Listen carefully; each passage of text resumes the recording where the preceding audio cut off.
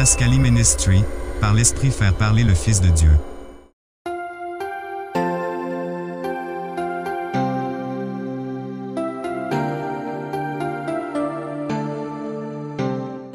Le Seigneur soit avec vous. Proclamation de la bonne nouvelle de Jésus-Christ selon Saint Luc.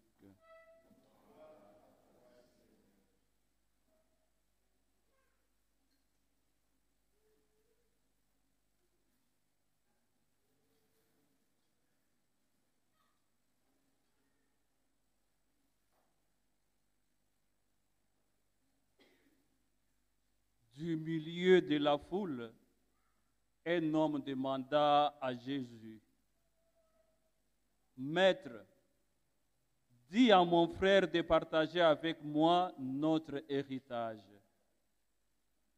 Jésus lui répondit, « Qui m'a établi pour être votre juge et pour faire vos partages ?» Puis, s'adressant à la foule, « Gardez-vous bien de toutes à prêter au gain, car la vie d'un homme, futur dans l'abondance, ne dépend pas de ses richesses. »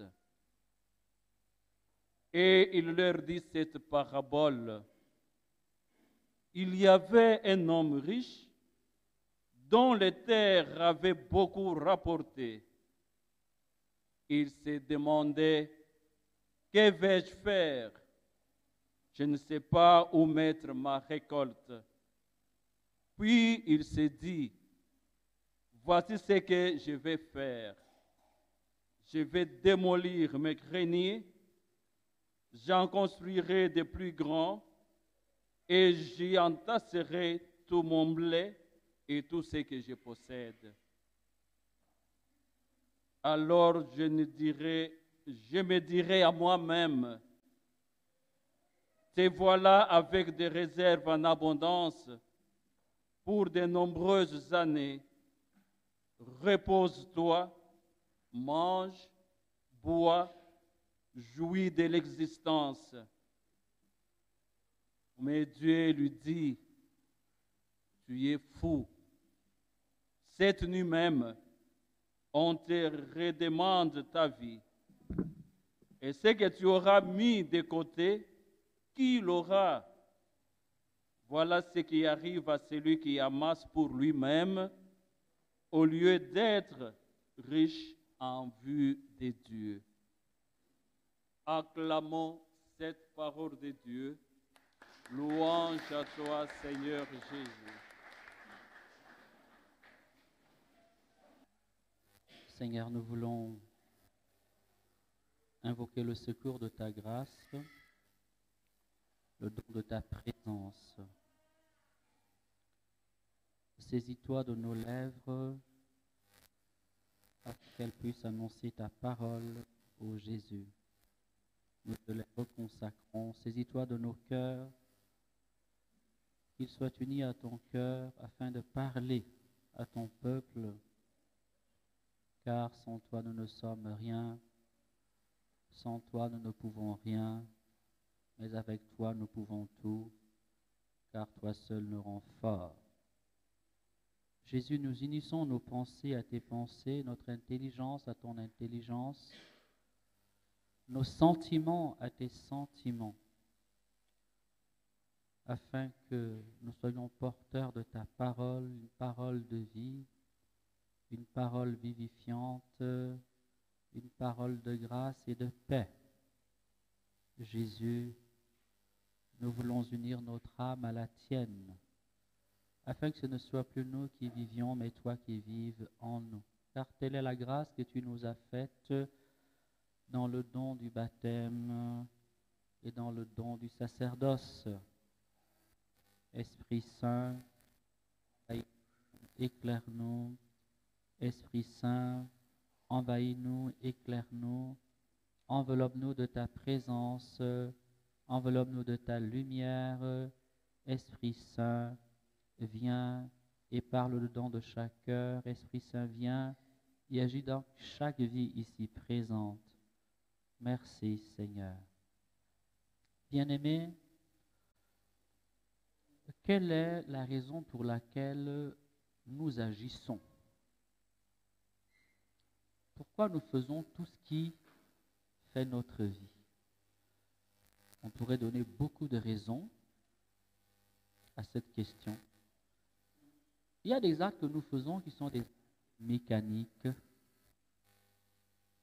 c'est-à-dire que nous n'y réfléchissons pas, mais nous les faisons quand même.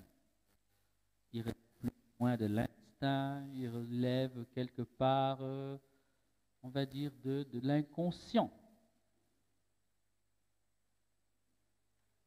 Ces actes-là, il est difficile d'en rendre compte, si ce n'est, on va dire, d'en rendre compte sur le plan biologique. Aller aux toilettes, par exemple, n'est-ce pas? C'est plus fort que nous, ça nous traverse. Mais au-delà de ces actes liés à notre vie humaine, tout ce que nous mettons en place pour l'organiser, pour la penser, pour l'embellir, pour la rendre belle, tout cela vise un but. Un but. C'est le grand but de la vie humaine. C'est le but de tous nos actes, on va dire humains, nos actes libres, nos actes volontaires, nos actes pensés, nos actes conscients. Pourquoi un homme cherche-t-il du travail? Pour gagner de l'argent. Et ça ne s'arrête pas là. Pourquoi veut-il gagner de l'argent? Pourquoi, dans l'Évangile, un homme va-t-il travailler dur et amasser beaucoup et essayer, comment dire, de conserver? Pourquoi un homme va-t-il accumuler bien sur bien? Est-ce seulement pour le but de conserver? Parce que simplement il veut conserver, il veut garder les choses? Est-ce cela l'horizon, le but que poursuivent nos actes? La réponse est non. En fait, derrière tout ce que nous faisons, que ce soit comme, on va dire un peu, la deuxième lecture nous l'a dit, ou l'Évangile lui-même, ou la première lecture, eh bien, que l'on travaille dur sous le soleil, que l'on ait bâti laborieusement sa maison, que l'on ait travaillé douloureusement à acquérir de l'argent, que l'on ait longuement prié pour obtenir l'âme sœur, derrière tout cela, nous cherchons une seule chose, nous cherchons le bonheur. Nous voulons le bonheur. Nous cherchons l'argent parce que consciemment ou inconsciemment, nous savons que l'argent nous permet d'être heureux. Nous voulons accumuler bien sur bien pour une raison, parce qu'il nous semble que l'accumulation de biens nous apporte du bonheur. Nous travaillons dur, et même si le travail est fatigant, et derrière ce travail dur, où il faut transpirer, nous poursuivons un seul but, être heureux. Nous voulons être heureux dans tout ce que nous faisons. Et même dans le péché, ce que nous cherchons désespérément et de manière désordonnée, c'est encore, comment dire, le bonheur. L'homme qui accumule femme après femme, l'homme qui entasse, on va dire, moisson après moisson, ou argent sur argent, et qui s'assied dessus, lui aussi, il cherche une seule chose, c'est toujours le bonheur. L'homme qui manque à son frère, pourquoi ment-il à son frère? Pourquoi veut-il abuser de son frère? Eh bien, parce que pour lui, derrière le mensonge, il va pouvoir réussir, il va s'en sortir, n'est-ce pas? Il cherche lui aussi le bonheur. Amen. L'homme qui a envie de jouir de la vie, qui veut s'amuser, qui veut danser, qui veut s'épanouir, qui veut être admiré, qui veut être regardé, qui veut être respecté, lui aussi, il veut tout cela parce que tout simplement, il veut être heureux. Il veut le bonheur. Amen. Voilà la première chose que je voulais que nous réalisions. Nous voulons tous le bonheur. Mais les textes de ce jour nous ramènent à une vérité très simple, élémentaire. Et je vais essayer de vous la faire entrevoir. Quand vous voulez le bonheur, ou quand vous pensez attraper le bonheur, est-ce que vous voulez que votre bonheur s'en aille? Le jour où tu trouves l'âme sœur, est-ce que tu voudrais que l'âme sœur partage seulement quelques moments avec toi?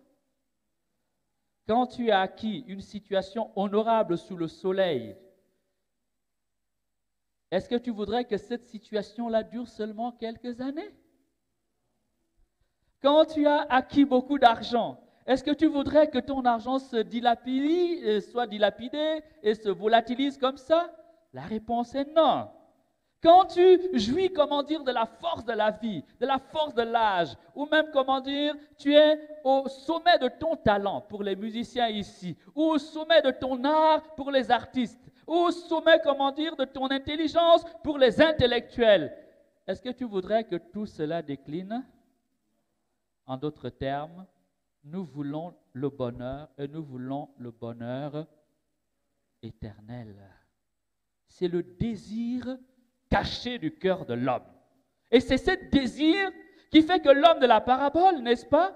Il a entassé, il dit j'ai suffisamment transpiré, il n'a pas volé, il n'a pas dérobé, il n'a pas abusé de quelqu'un, il a travaillé dur et il le prend, comment dire, de son avoir, il le met, il dit maintenant je vais jouir de la vie. Je vais m'amuser car j'ai suffisamment peiné sous le soleil, je dois jouir de la vie. Amen. Mais il a oublié une vérité. Il a oublié une vérité. C'est que, la vie de l'homme est passagère et éphémère. C'était la première lecture. Vanité des vanités, tout est vanité. En d'autres termes, nous voulons être heureux et nous sommes prêts à tout pour être heureux, y compris à faire du mal à notre prochain, y compris à abuser de notre prochain, y compris à détruire les autres sur notre passage. Mais nous oublions que ce bonheur que nous le voulons éternellement. Or, la vie d'ici-bas ne peut pas nous donner l'éternité. Dis Amen. Elle ne peut pas. Rien n'est éternel sur la terre. Ton argent se dévalue. Ton corps est en train de faiblir et de vieillir. Ta santé est en train de t'échapper. Ce monde qui nous entoure, il vieillit, il naît et il passe et il s'en va. Il n'y a rien d'éternel sur la terre. Nous cherchons donc quelque chose que la terre ne peut pas nous donner. Nous cherchons donc quelque chose que nous ne pouvons pas nous donner, n'est-ce pas? Dans l'évangile, celui qui a entassé est assis. Vous pensez qu'il a entassé, il s'est assis pour jouir de la vie pour qu'il meure tout de suite? C'est ça? Non! Il l'a, accumulé pour pouvoir jouir le plus longtemps possible de la vie. Mais il a oublié que la vie ne lui appartient pas. Non seulement ici et maintenant, ce monde-ci ne peut pas nous donner le bonheur qui dure, il peut nous faire goûter à des instants de bonheur, à des étincelles de bonheur. Le mot bonheur, on peut le découper en deux, bon et puis heure, la bonne heure. Le bonheur, de cette vie est éphémère, il est passager. Nous le goûtons, à peine l'avons-nous goûté qu'il nous échappe. À peine avons-nous commencé, à jouir de notre réussite, que déjà la mort se présente à la porte de notre vie. Mes bien-aimés, deuxième ou troisième grande leçon que nous devons retenir, c'est que si nous faisons tout pour le bonheur, et désespérément, inconsciemment, nous ne le savons pas, quand nous avons le bonheur et quand nous cherchons le bonheur, nous voulons le bonheur éternel, même si les hommes l'oublient. Troisième grande leçon, dites-moi, c'est quoi? Je l'ai déjà dit, je l'ai énuméré. Amen? Ah oui. Le père puis me rapportait la dernière fois qu'il rencontre une petite fille, demande qu'est-ce que ton pasteur a dit aujourd'hui. La petite fille lui a dit du début à la fin tout l'enseignement de son pasteur. Troisième vérité, quatrième vérité que je viens d'énumérer, c'est quoi? Elle est là dans cet évangile. Oh, je peux l'entendre? Ou bien vous hésitez? Ah non, non, non, non, non. Moi, je prêche pour qu'on retienne. Parce que c'est ce qu'on a retenu qu'on va vivre. Amen. On ne peut pas pratiquer ce qu'on n'a pas retenu. On ne peut pas vivre ce qu'on ne possède pas intérieurement. Amen. C'est quoi la grande leçon? C'est quoi la grande leçon? On peut, première leçon, aidez-moi s'il vous plaît, je vous embête, hein, ne vous énervez pas. Première leçon, c'est laquelle? Oui? Non, juste un mot, ou une phrase, c'est tout. Première leçon. L'homme cherche le bonheur dans tout ce qu'il fait. La femme qui se prostitue, c'est le bonheur. L'homme qui vole, c'est le bonheur. Celui qui assassine, c'est le bonheur qu'il veut. N'est-ce pas? L'homme qui entasse, c'est aussi le bonheur qu'il veut. Deuxième leçon, donnez-la moi. Oh! Non. Deuxième leçon, c'est quand nous voulons le bonheur, nous le voulons éternel. Nous voulons le bonheur qui dure. N'est-ce pas? Quand tu es heureux, tu veux que ça dure. Tu ne veux pas que ça dure 1 heure. Quand tu as réussi, tu veux que ta réussite ne passe pas et que personne ne puisse te l'enlever. Ah, les Africains sont forts ici. Hein? Il y en a qui s'entourent de toutes sortes de fétiches, de protection quand ils ont une petite chaise. N'est-ce pas? Mais pourquoi? Ils ne veulent pas qu'on retire leur chaise. C'est qu'ils se sentent bien sur leur chaise, dans leur fauteuil. N'est-ce pas? Nous voulons le bonheur et nous voulons éternellement le bonheur. Donc, un bonheur qui dure et qui ne passe pas. Amen. Troisième leçon, rien de ce qui fait notre monde n'est éternel et n'est donc suffisant pour nous donner le bonheur. Rien ne peut nous donner ici-bas le bonheur parce que tout ce qui fait notre vie est passager. Vanité des vanités, tout est en train de passager. Ce jour est en train de décliner. Si vous regardez votre horloge, vous verrez votre monde, vous verrez que c'est en train de passer. Si vous regardez votre corps, vous verrez qu'il y a 15 ans, peut-être vous étiez la plus belle, ou le plus beau, ou le plus fort, et que cela est en train de passer. N'est-ce pas? Tout ce qui fait notre univers est passager. Tout ce qui compose la vie humaine est passager. Rien n'est éternel sur la terre. Aucun homme ne peut se donner à lui-même le bonheur parce qu'il n'est pas éternel et le bonheur éternel parce que la vie nous fait goûter à des instants de bonheur. Amen. Troisième vérité, c'est donc celle-là. Ni ce qui fait notre vie, ni nous-mêmes ne pouvons nous donner un bonheur éternel. Dis amen. Amen. Alors, arriver à un tel constat est désespérant. C'est le constat que fait l'Ecclésiaste. Vanité des vanités. Tout est vanité, mon Dieu. J'ai travaillé dur. J'ai construit de belles maisons. Ça m'a coûté dur. J'ai essuyé, j'ai transpiré, j'ai fait des sacrifices. Et un jour, sans même que je m'y attende, la mort me fauche, la mort me frappe. Je viens d'avoir mon diplôme, je viens d'avoir, de réussir à mes examens d'État, et voilà que la mort frappe à ma porte, voilà que la maladie se présente à ma porte, c'est vanité des vanités. J'ai couru après du vent, j'ai couru derrière du vent. Or le vent, vous le savez bien, vous essayez de l'empoigner, vous glissez entre les doigts. Dis amen. Amen. Dis amen. Amen. Voilà, et ce constat-là est désespérant. Il y a 2 attitudes qu'il va produire. Première attitude, c'est la désespérance, la déprime. Ça ne sert à rien puisque de toute façon, on va mourir. Alors, on peut dire quasiment que c'est un peu la situation ou l'état d'esprit de l'auteur de la première lecture. Première lecture, je parle bien de la première lecture, vanité des vanités. Amen. C'est ça son état d'esprit. Dit, mon Dieu, à quoi ça sert? Un homme a travaillé dur et il meurt quand même.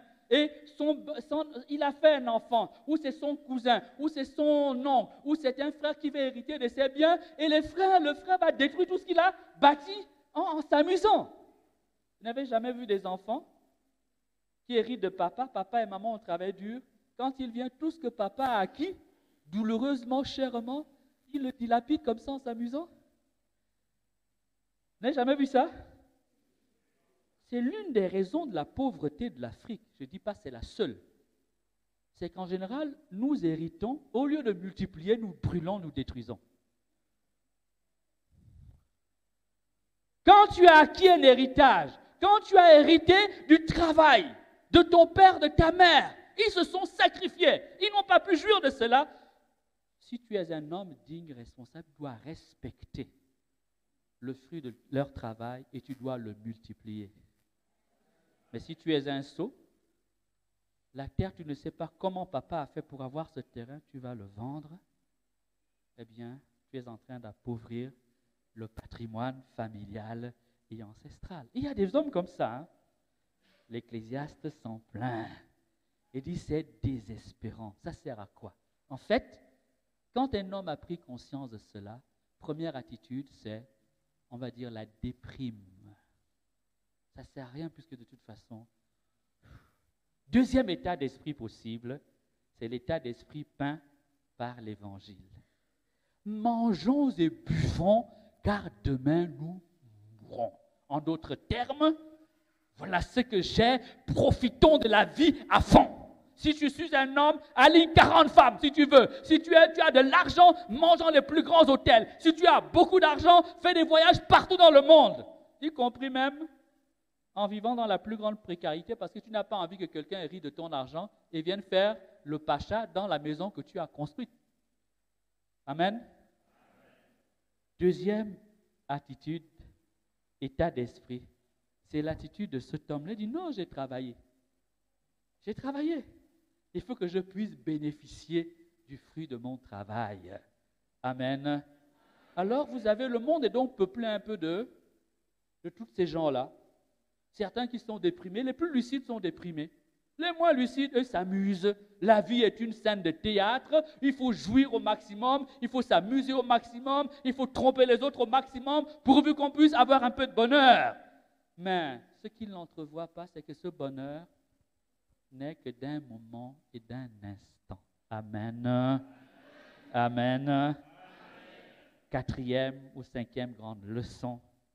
Mes bien-aimés, que nous le voulions ou pas, nous allons mourir. Nous mourrons sûrement. Dès lors qu'on est en vie, on est déjà suffisamment, comment dire, vieux pour mourir. La mort, nous la côtoyons. La mort fait partie de notre vie. La mort fait partie de notre humanité. Le parent que nous avons enterré nous montre là où nous allons tous finir. Que la tombe soit la plus somptueuse, la plus belle, la plus merveilleuse, avec, comment dire, les plus grandes honneurs qu'on a à rendre à une tombe ou à un mort. La finalité est la même, c'est la pourriture, c'est la corruption. Amen. Amen. Mais bien aimés, à ce constat-là vient donc, et c'est la grande leçon de l'évangile de ce jour, écoutez bien ce que dit la fin de l'évangile.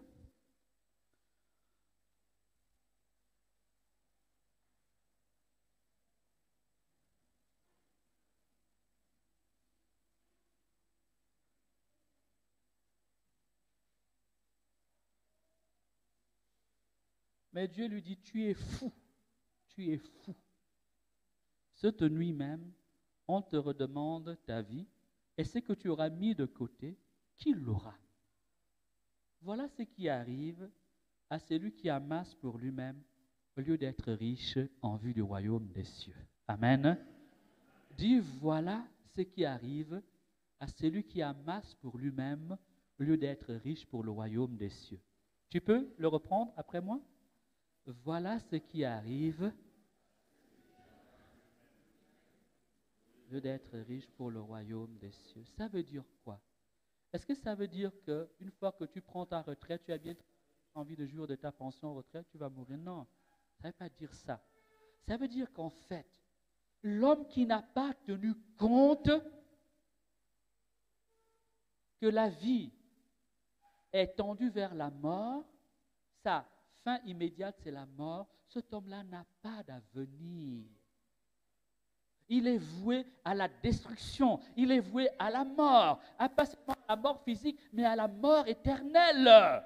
Alors, quelle est la grande leçon, la dernière leçon, la leçon la plus importante? Eh bien, la voici, c'est que tout ce que nous faisons, il faut non seulement le faire pour chercher le bonheur qui dure, mais le vrai bonheur qui dure, puisqu'il n'est pas ici, il est en Dieu. En d'autres termes, nous devons tout faire pour mériter, pour acquérir, pour entrer dans la vie qui dure. Ce n'est que dans le royaume des cieux que nous entrons dans le bonheur, ce bonheur que nous cherchons à tâtons, ce bonheur que nous cherchons comme des fous, ce bonheur pour lequel nous sommes prêts à toutes les compromissions. Nous devons le chercher en Dieu. Ce n'est qu'en Dieu seul qu'il se trouve, car Dieu seul Ben oui, Dieu seul est éternel.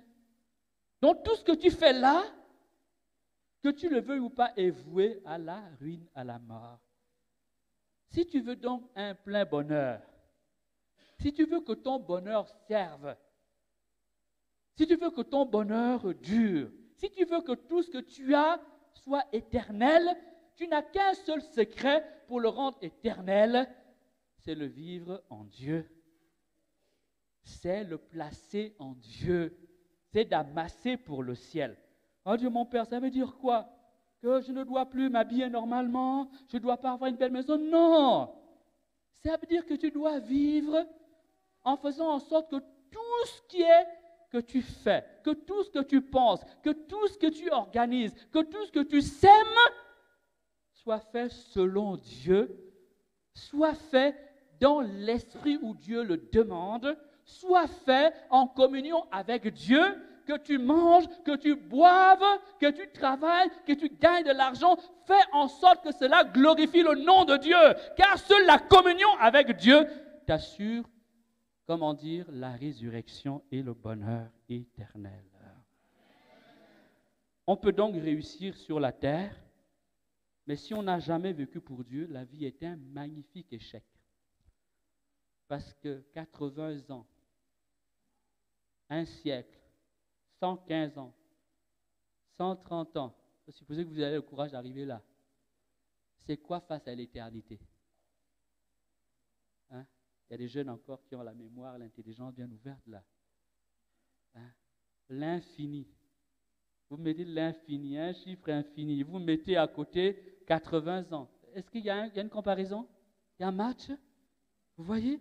Alors la Bible dit fou. C'est un fou, c'est un sot. Hein? Dieu lui dit, je vais relire le texte, la parole est dure, hein? Voilà, elle est ferme, mais Dieu dit, tu es fou, tu es fou. Nous sommes donc des fous lorsque nous voulons conduire notre vie sans tenir compte de cela. Nous nous comportons comme des fous, même bien habillés, même en parlant très bien, même en venant à l'église. Nous sommes des fous quand nous oublions de vivre pour Dieu.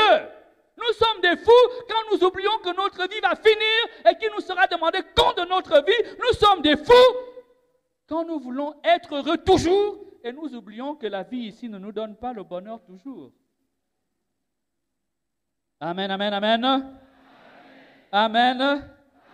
Voilà, on va dire, les grandes leçons. Mais je vous assure qu'un homme qui a pris ces leçons-là et qui en a fait les pierres de fondation de sa vie, a bâti sur le roc. Sa maison est solide.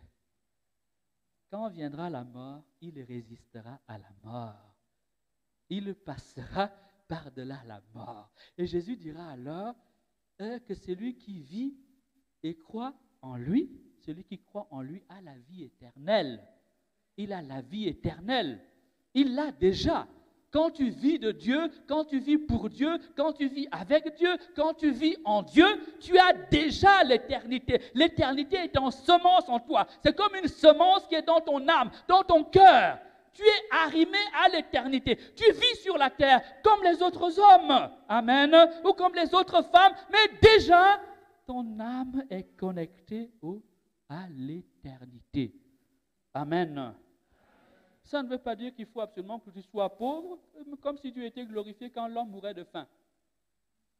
Qui a dit ça? Ça ne veut pas dire que tu n'as pas besoin d'avoir une belle maison.